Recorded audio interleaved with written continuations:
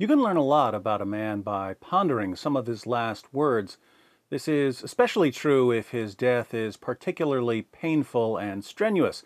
Once everything has been stripped away, every distraction is gone, and time on earth is coming to an end, what parting message does he have for those who remain? That depends on what kind of person he is. Let's look at three examples: Jesus, Muhammad, and Nabeela Qureshiho. Before his crucifixion, Jesus was lashed with a Roman flagrum, which was made with leather thongs with chunks of bone or metal woven into the strands. We know historically what a flagrum would do to a person. We have ancient reports of people being beaten until their veins and arteries were exposed. The Jewish historian Josephus writes about people being flogged until their bones were showing or until their intestines spilled out. The first-century philosopher Seneca describes victims of crucifixion as battered, misshapen, and deformed, due in large part to the beatings they received. After the scourging came the crucifixion. The Romans hammered large nails through Jesus' wrists and ankles to keep him firmly attached to a wooden cross. Now, as Jesus hung on this cross, barely recognizable, skin dangling like ribbons, muscles and inner tissues exposed, covered only by his own drying yet still flowing blood, what message did he want to convey to those who were gathered around him? He said in Luke 23:34, "Father, forgive them, for they do not know what they are doing." This is the same Jesus who told his followers in Matthew 5, "You have heard that it was said, 'You shall love your neighbor and hate your enemy.' But I say to you, love your enemies and pray for those who persecute you, so that you may be sons of your Father who is in heaven. For he causes his sun to rise on the evil and the good, and sends rain on the righteous and the unrighteous." So, during his ministry, Jesus ordered his followers to love their enemies and to pray for their persecutors. And when he was crucified, he practiced what he preached. He asked the Father to forgive the people who had tortured, mocked, and crucified him. Jesus' example clearly had a tremendous impact on the early Christian community because just a little later, when Stephen, the first Christian martyr, was being stoned to death, he cried out, "Lord, do not hold this sin against them." Fast forward 6 centuries and we get to Muhammad, who was poisoned by a Jewish woman whose family had been slaughtered by Muslims. Muhammad didn't swallow enough of the poison to kill him quickly, but the poison did cause internal damage, leaving him in ever-increasing agony. His followers eventually had to carry him around while his legs dragged behind him, and Aisha said that she never saw anyone experience as much pain as Muhammad did. As Muhammad lay dying, his internal organs shutting down due to the effects of the poison, what message did he want to pass on? Sahih al-Bukhari, 435. Narrated Aisha and Abdullah ibn Abbas. When the last moment of the life of Allah's Messenger came, he started putting his khamisa, a woolen blanket, on his face, and when he felt hot and short of breath, he took it off his face and said, "May Allah curse the Jews and Christians, for they built the places of worship at the graves of their prophets." The Prophet was warning Muslims of what those people had done. So Muhammad wanted to warn his followers not to build a mosque at his grave. And there are lots of ways he could have done this. He could have said, "Guys, don't build a mosque at my grave."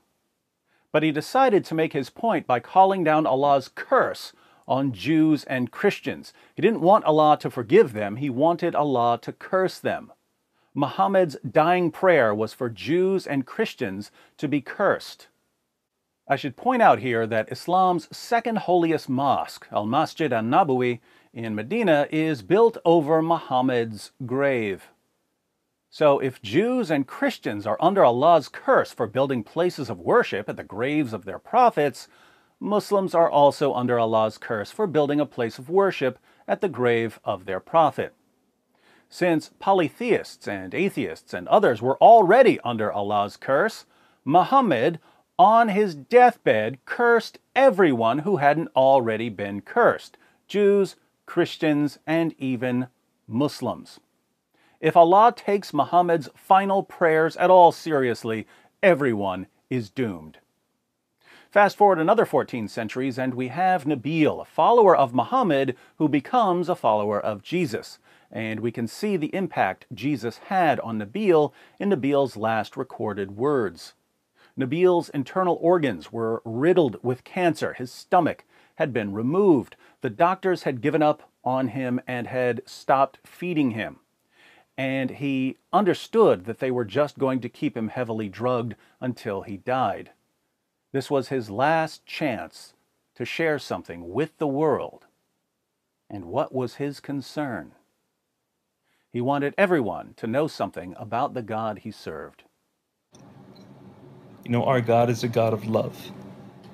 And that should be what keeps us driven. That should be foremost in our mind. So whether you're talking to a Hindu, a Jew, a Muslim, a Christian, whoever you're talking to, may it be out of love.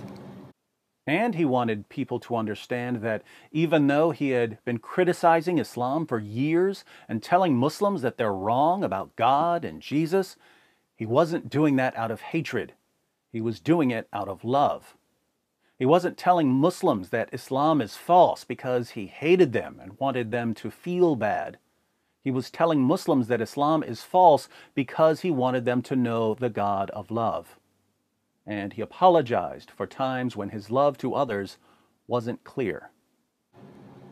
You know, I think it's very important that we discuss matters of truth. But at the end of the day,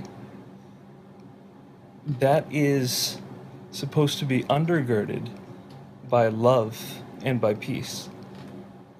And so if at any point I've said anything that seems to contravene that, I do apologize. And I hope that that's not the legacy that I leave behind. So, Jesus' final message before death: Father, forgive these people for torturing me, spitting on me, and nailing me to this cross. Stephen's final message before death: Lord, they're stoning me, but please don't hold this sin against them. Nabil's final message before death: God is a God of love, and if I haven't seemed loving enough towards you, please forgive me. Muhammad's final message before death: Allah's curse be upon Jews, Christians, and Muslims. In the words we learned on Sesame Street, one of these men is not like the others. So we've seen a striking difference between, on the one hand, the parting thoughts of Jesus and Nabil, and on the other hand, the parting thoughts of Muhammad.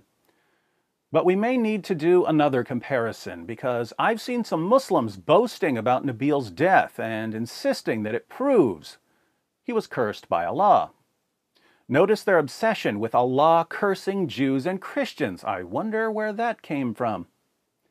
Now, as Nabil said in his last video, he wants people to come together to the truth. So we may need to do a little investigating to see what we can learn from Nabil's death. And the best way to do that with our Muslim friends is to take the claims they're making about Nabil's death and to examine what Islam's most trusted sources say about Muhammad's death, to make sure our Muslim friends are being consistent in their reasoning.